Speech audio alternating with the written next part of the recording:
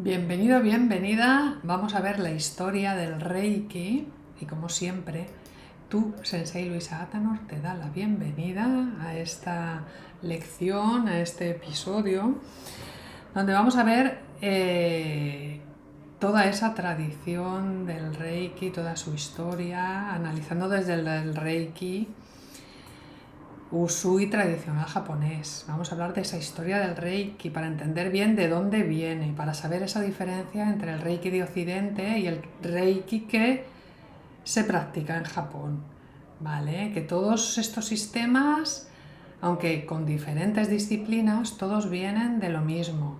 El que se ha usado en Japón, en China, en Tíbet, en India, todo ese budismo forma parte el Reiki de toda esa expansión del budismo hacia el país del sol naciente.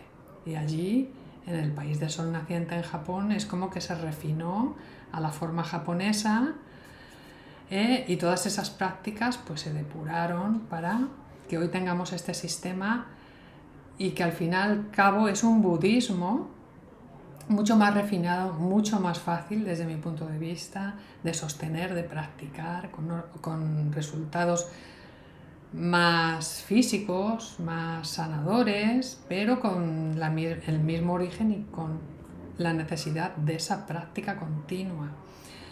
Tiene su origen en ese, como te digo, antiguo sistema de sanación que en Tíbet se llamó esa sanación tántrica budista basada en el budismo tántrico. Estas prácticas son muy conocidas en el norte de India, en Nepal, en Tíbet, en parte de China, hacia donde fue, y han ido llegando a Japón gracias a el budismo esotérico, a japoneses que fueron a China, recogieron toda esa parte del budismo, del taoísmo. Al llegar el budismo es una historia, pues para centrarse en ella, muy interesante, muy interesante. Yo te invito a que investigues sobre el budismo, sobre sus orígenes, sobre su expansión. En Japón, ese budismo esotérico llamado Shingon, en la escuela japonesa, también el Reiki tiene sus orígenes en la Tendai, y todas estas escuelas se conocen como las esotéricas, como Mikyu, ese budismo Mikyu o Tendai esotérico. Bueno, pero todas tienen la práctica de la sadhana como origen, y ahí te pongo el Buda de la medicina. Shakyamuni es el Buda se le llama Shakyamuni en India, en China, en Japón. Y bueno, ahí puedes verlo con sus diferentes nombres. Sangemenla en Tíbet, en India también tiene otro nombre, pero es el mismo Buda representado en diferentes épocas y en diferentes lugares. Y posiblemente Usui Sensei entró en contacto con toda esta enseñanza en el monasterio Kurama y en otros monasterios. Ahí vemos la representación en China, en la representación en Japón. Ese Buda de la medicina sostiene un frasco de medicina color lapislázuli en su mano izquierda, y en su mano derecha sostiene el tallo de la fruta aruna o mirobalán entre el pulgar y el índice, y descansa sobre su rodilla derecha. Es muy interesante ver todo esto, ver esos orígenes, porque como ahí te pongo, hay que diferenciar Reikijo del Ryojo. Reikijo o Ryojo es diferente. Ambos términos son muy utilizados en Japón, en el Japón tradicional, pero ayudan a diferenciar ese camino. El Reiki como camino de vida y el Ryojo como terapia energética. Ahí te pongo que Rei es espíritu, esencia, ya lo hemos visto, esa energía divina. El Ki es esa energía vital que anima el cuerpo y que nos da vida. Ryo está relacionado con curar, con sanar, y Jo con el método, con la ley, con la técnica. Entonces, diferenciar cuando oigáis Ryojo es la terapia. Pero Reiki-Jo, como ya hemos visto, es ese camino iniciático que es para toda la vida. Que si eres ya reikista, ya estás en la familia del Reiki y ya es un camino de por vida. El Reiki fue redescubierto por Mikao Usui, que nació el 15 de agosto de 1865 en la villa de Taniai. No sé, ¿quieres que te cuente la historia de este gran maestro? Seguro que sí, ¿verdad? ¿Quieres que te cuente cómo ha llegado hasta nosotros este método? Bueno, pues este hombre, ya te he dicho que nació en Japón, pero Usui Sensei en 1922, a los 57 años, se entregó a una práctica de un retiro espiritual. Usui Sensei, haciendo caso de lo indicado por el abad del monasterio donde se encontraba en aquel momento, en el Kuramayama, a los pies del monte Kurama, en un monasterio, se fue a practicar una meditación y un ayuno de 21 días. Y justamente se cuenta que al final de la meditación, al 21 día, alcanzó el Satori o la iluminación. Allí pues se volvió uno con la energía universal y decidió bajar y compartir con todo el mundo lo que había visto, lo que había experimentado, sus conclusiones, la potencia que traía sanadora. Pues después de esta experiencia decidió fundar la Usui Reiki Ryoho Gakkai en la ciudad de Tokio en 1922 y estableció los primeros niveles de aprendizaje dentro del Reiki, empezó a divulgarlo. De hecho, la palabra Reiki ya era usada desde hacía cientos de años, por ello él lo rebautizó como Usui Reiki Ryoho Gakkai. Gakkai, como ves ahí, significa asociación y Ryoho, como ya hemos visto, es esa terapia energética. Su Satori, su iluminación, le había llevado a comprender cómo enseñar de una manera rápida el Reiki tradicional, mediante iniciaciones, cómo aprovechar ciertos conceptos que debemos de calificar esotéricos y que a él le fueron revelados como fuente del poder del Reiki. Él quiso hacer su sistema, su método, formó esta asociación.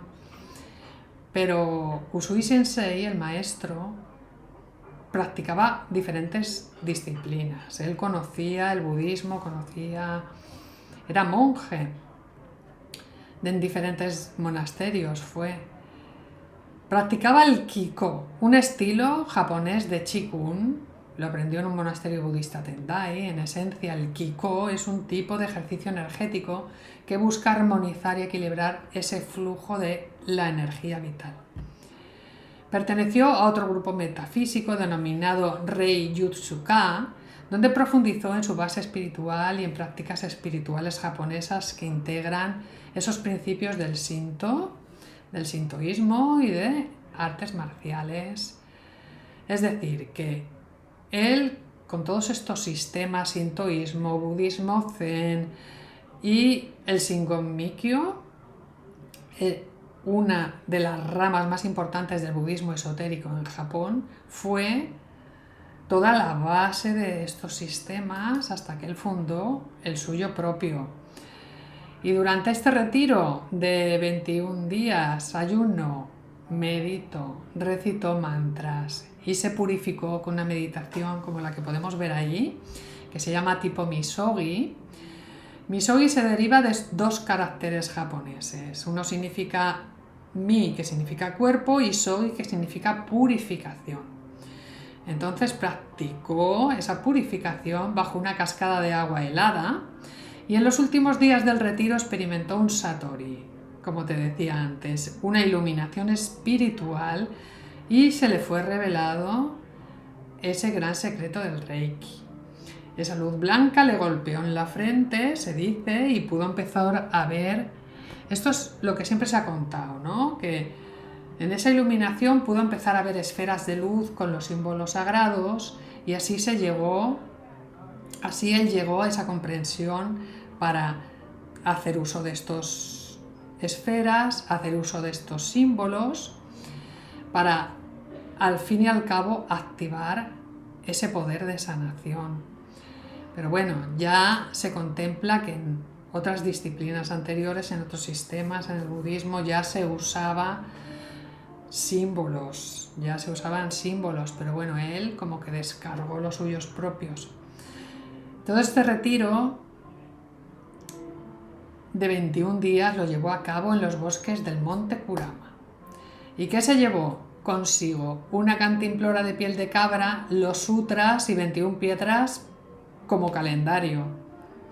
Ahí podemos ver en la foto cómo se sube a ese templo. A día de hoy se puede visitar, es un lugar sagrado a 25 kilómetros de Kioto. Y cuando bajó de aquel retiro, pues él se fue a los bosques a hacer el retiro en aquellos bosques del monte Kurama y comentó con el abad del monasterio. Cuando él bajó del retiro, le pidió consejo al abad y a partir de ahí comenzó a expandir el método, probándolo en sí mismo, probándolo en su familia. Bajó con mucho potencial en las manos, se dio cuenta de que sanaba de otra forma.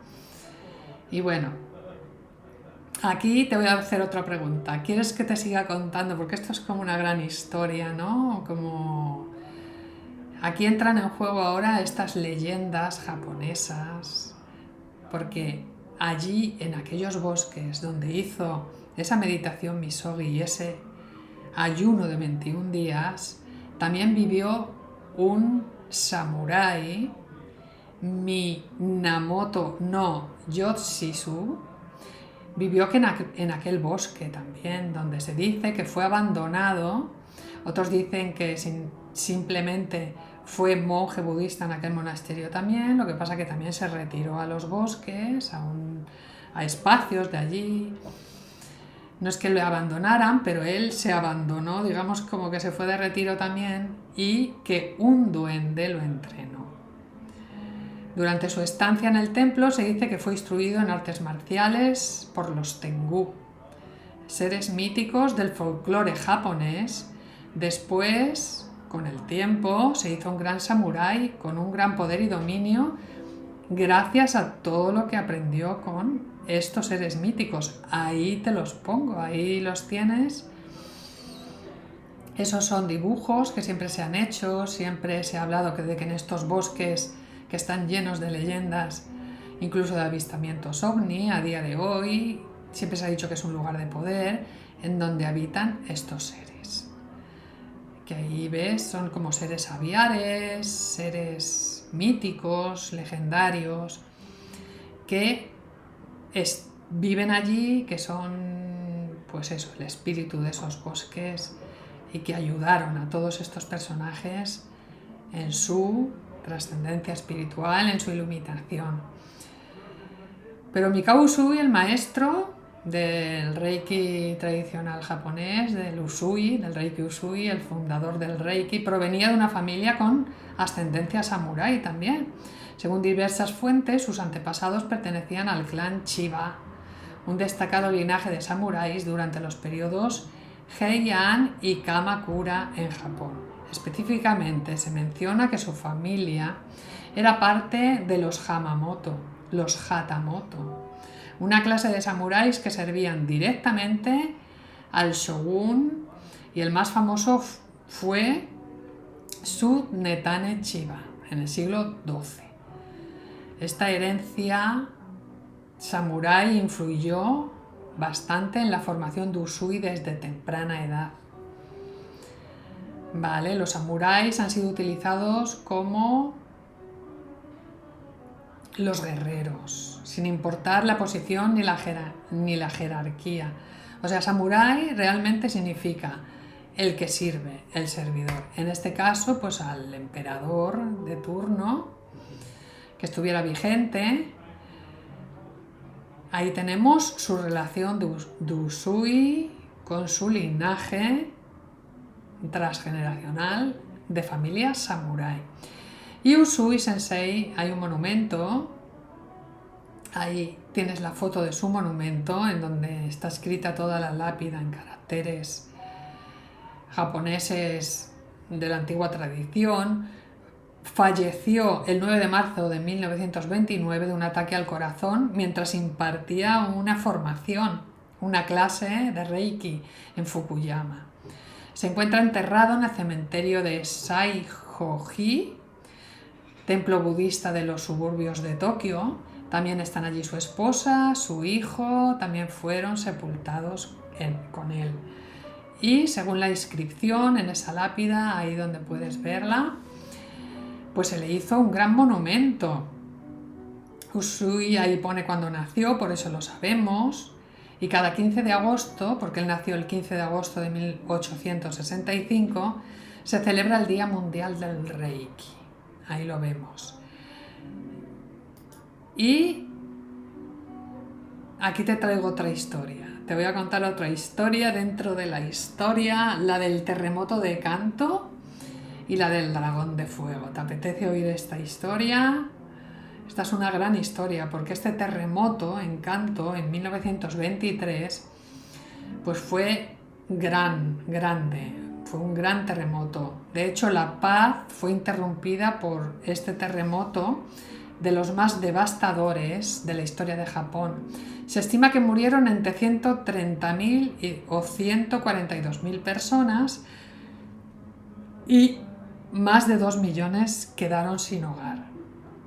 Después del terremoto comenzaron devastadores incendios que siguieron a este terremoto. ¿Por qué? Pues porque era la hora de comer, creo que era el mediodía y todo el mundo estaba cocinando en las casas. Las casas tenemos que comprender que en aquel entonces eran de madera, de tatami, se cocinaba pues en unos espacios bajos, todo ardió súper rápido cuando simplemente la tierra se movilizó, empezó a arder en muchos puntos. Y a estos incendios le siguieron un fenómeno atmosférico brutal en donde una lengua de aire absorbió todo ese fuego y fue devastador porque se combinó el viento, ese viento se convirtió en esa lengua de fuego.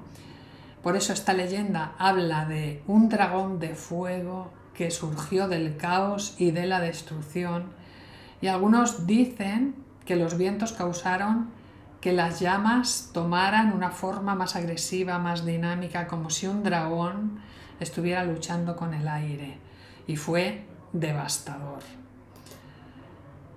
¿Qué pasó? Que esto hizo que Usui Sensei se dedicara en cuerpo y alma con su equipo, que ya estaba hecha la Gakkai, ya estaba hecha la asociación, no dieron abasto, hicieron un gran papel en esa reconstrucción después del terremoto, ayudando a mucha gente, sanando a mucha gente.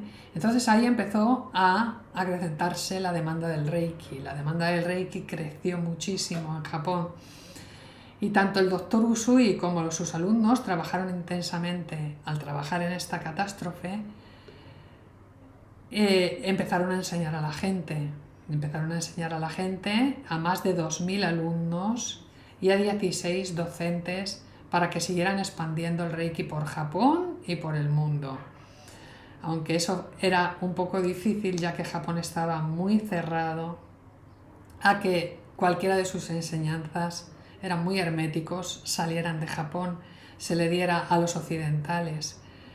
Pero Usui fue un luchador porque, aunque fuera así en ese sincretismo japonés, en su opinión cada persona debería tener la posibilidad de experimentar lo divino. Por eso hizo un método simple y por eso quiso que llegara a todo el mundo, a pesar de que en Japón estuviera todo tan cerrado a lo occidental. Bueno, aquí podemos ver una foto de esos maestros formados por Usui Sensei a 26 de enero de 1926. En el 22 se formó la Gakkai, en el 26 pues ya se habían formado alumnos, maestros. Bueno, era muy difícil, como te digo, que salieran enseñanzas de Japón. Pero la señora Hawayo Takata fue quien introdujo el Reiki en el mundo occidental. Ahora vamos a ver otra historia paralela Ella nació en la isla de Kauai, en el archipiélago de Hawái. Esta mujer, aquejada de graves problemas de salud, fue a Japón, de donde ella era ya originaria.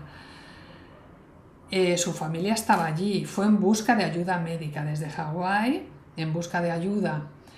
En 4 meses la señora Takata quedó completamente curada, lo que le llenó de felicidad y decidió aprender Reiki. Pero tenemos que saber que esta mujer iba a ser operada de un tumor abdominal, piedras en la vesícula, no podía mantenerse erguida, decidió usar Reiki, ya que al llegar a Japón su propio médico se lo indicó. Ella iba a ser operada, pero allí te lo dicen. Sabe que hay hospitales Reiki, es un poquito más lento, o lo operamos aquí, o puede ir a un hospital especializado en Reiki. Y ella decidió no operarse de entrada y seguir ese procedimiento Reiki que la sanó. Y aquí vamos a conocer a otro gran personaje. Fue tratada esta mujer por el doctor Chujiro Hayashi, que fue alumno de Usui Sensei directo. Este hombre era médico y militar. Fue médico y fue almirante de la Marina. Y este hombre enseñó Reiki a toda la Marina. Vamos a ver que llegó la Segunda Guerra Mundial y él estaba ya retirado de sus funciones militares. Ahí ya vamos a ver todo lo que pasó. Este hombre era médico, eso lo tenemos que tener claro. Y al morir Usui Sensei, que había sido su maestro, este hombre, Chujiro Hayashi, desafió a la Usui Reiki Ryoho Gakkai, a la asociación, y fundó su propia escuela, con su propio método, en donde él era más científico, más médico, entonces eliminó de sus enseñanzas aquello que era como más esotérico, más de magia, del Mikyo y de la tradición Shingon, toda esa tradición más esotérica, más mágica. Para darle más credibilidad al sistema, pues hizo su propio método muy bien. Takata, la mujer que hemos visto antes, al que él trató, se quedó 1 año trabajando con el doctor Hayashi en su clínica, ya hizo el primer nivel, hizo el segundo nivel de Reiki en 1937, decidió volver a Hawái. Ella no podía tener su maestría, ya que si no era japonesa no era posible, a pesar de ser descendiente y por ser mujer también y por ser todos ese sincretismo japonés, a que salga todo hacia afuera, pues era un círculo muy cerrado el del Reiki dentro de las propias asociaciones también. Entonces ella volvió a Hawái e invitó al doctor Hayashi y a su esposa para que fueran a su casa, permanecieran en Hawái y dieran formación allí. Él se tiró allí 6 meses, se quedó allí haciendo formación, dando conferencias, enseñando la maestría a Takata. El doctor Hayashi dio allí conferencias, como te digo, diversos seminarios, y en 1938 la doctora Hawayo Takata recibió el grado Shinpiden de docente.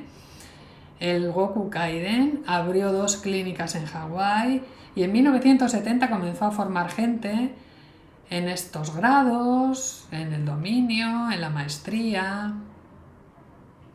Pero ¿qué pasó? Que todo esto le costó la vida al doctor Hayashi. Cuando en la Gakkai se enteraron, y sobre todo porque él era militar. Entonces, estamos en plena Segunda Guerra Mundial, Japón ya tiene sus consecuencias porque ya ha ocurrido lo de Pearl Harbor, ya ha habido bombardeos, ya ha iniciado ahí la Segunda Guerra Mundial, se le acusa al doctor Hayashi de espía, de qué hace fuera de Japón y qué hace fuera enseñando cosas que no deben salir de Japón. Bueno, él mismo se suicidó después de esa presión, tuvo que quitarse la vida con una técnica de acupresión, dejó de respirar instantáneamente. no fue haciéndose el harakiri como es tradición. Fue de otra manera, pero le costó la vida. Aquí podemos ver una foto de la señora Takata mientras hacía uno de sus seminarios. Otorgó 22 títulos de maestro y esta lista fue entregada a su hermana. El sistema Reiki siguió desarrollando y iniciando a maestros, a practicantes, hubo varios cambios. Hay muchas historias que Takata contó al mundo que no son ciertas, se ha visto, pues que ella las iba contando para abrirse un camino en Occidente.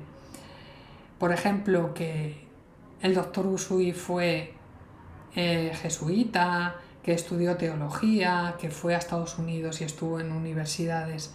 Todo esto como que se dijo, no se sabe bien si fue la señora Takata o fueron diferentes maestros para dar credibilidad, para... En fin. Lo único que sabemos es que esta mujer hizo que pegara el salto hacia Hawái, de Japón a Hawái, y se extendiera hacia Estados Unidos, y el Reiki se expandiera en Occidente, algo que no había podido ocurrir por el sincretismo de Japón, por estar tan cerrados, y ella lo consiguió. Le costó la vida a Hayashi, pero fue la primera mujer iniciada maestra Reiki, la única hasta 1970 en Occidente, y podríamos decir que después de la Segunda Guerra Mundial, con los bombardeos, se perdió gran parte del legado del Reiki en Japón. Gracias a que todo esto salió de Japón, se ha podido conservar también. O sea, la historia del Reiki es fantástica. El Reiki tuvo que sobrevivir a una ley también de medicina que prohibía ejercer a acupuntores, a reikistas, a yerberos. Una ley que se instauró después de la Segunda Guerra Mundial. El siguiente emperador que hubo, bueno, que creo que se conservó, pero tuvo que amoldarse a lo americano. Entró el cristianismo, entraron las costumbres occidentales y Japón perdió. Pero gracias a Dios se ha conservado y hoy en día está volviendo a resurgir de alguna manera. Ahí hablábamos de Japón, que participó activamente en la Segunda Guerra Mundial, comenzando con invadir en China en 1937 y luego expandiéndose a otras regiones de Asia y del Pacífico en 1941. Y el 7 de diciembre de 1941, Japón bombardea Pearl Harbor. El 8 de diciembre de 1941, Estados Unidos le declara la guerra a Japón y entra esta Segunda Guerra Mundial. Ahí podemos ver esa foto, es devastadora. El conflicto en el Pacífico, en el que Japón jugó un papel muy importante, terminó con la rendición de Japón. Todos sabemos cómo. Marcando el fin de la Segunda Guerra Mundial con esos bombardeos, con esa bomba atómica, en fin. Son historias pues que recordamos. Siempre se ha dicho que Usui Sensei estudió, viajó por Europa, lo que te decía, para aprender diversas disciplinas, medicina, religión, desarrollo espiritual. Pero como te decía, eso es algo que cuentan, que se contó como para dejar que fluyera el Reiki en Occidente. Y siempre se dijo que él, le decían los estudiantes en las formaciones de seminaristas, le preguntaban que cómo Buda, Sakyamuni, cómo Cristo podía sanar con las manos, podía hacer esos milagros de sanación, que por qué no estaban esas enseñanzas en el budismo, y se supone que él fue lo que le motivó siempre a buscar, a viajar, a entender cómo se podía sanar, porque igual que lo hacía Cristo, igual que lo hacía Buda, Sakyamuni, y bueno, Y por eso fue sus peregrinaciones, sus estancias como monje, sus viajes, bueno, finalmente pues eso, encontró a través de esa iluminación toda la fórmula para darnos el Reiki más claro, más sencillo, un budismo práctico. Ahí te pongo el linaje de la Gakkai. Es muy importante el linaje desde Mikao Usui. Ahí podemos ver a Chujiro Hayashi. Ahí podemos ver toda la línea paralela, la de Hayashi. Bien, es importante saber quién es tu maestro, cuál es tu linaje. Ahí te pongo el mío. Desde Mikao Usui, Akanichi Taketomi, Kimiko Kohama, Hiroshi Doi, que hizo ya la rama Yendai, en fin, hasta Kora Vida Consciente. Bueno, vamos a dejarlo aquí, ¿verdad? Vamos a dejarlo aquí porque es mucho. Hemos visto la diferencia entre Reiki Ho, el camino de vida por el que estás transitando, porque eres un valiente, porque eres un guerrero, una guerrera. Hemos visto la diferencia entre Reiki Ryoho, que es esa terapia ya sanadora, práctica. Hemos visto la historia de Usui Sensei, su retiro, su iluminación, cómo llegó a formarse esa asociación y cómo se expandió el Reiki por todo el mundo, cómo hoy en día está resurgiendo y como siempre te digo, apunta en un minuto todo lo que has aprendido, todo lo que te ha resonado, porque los aprendizajes se pierden si no se fijan. Y nos vemos en la siguiente entrega. Como siempre, te doy las gracias, pero ¿desde dónde? Desde nuestro corazón. Gasho.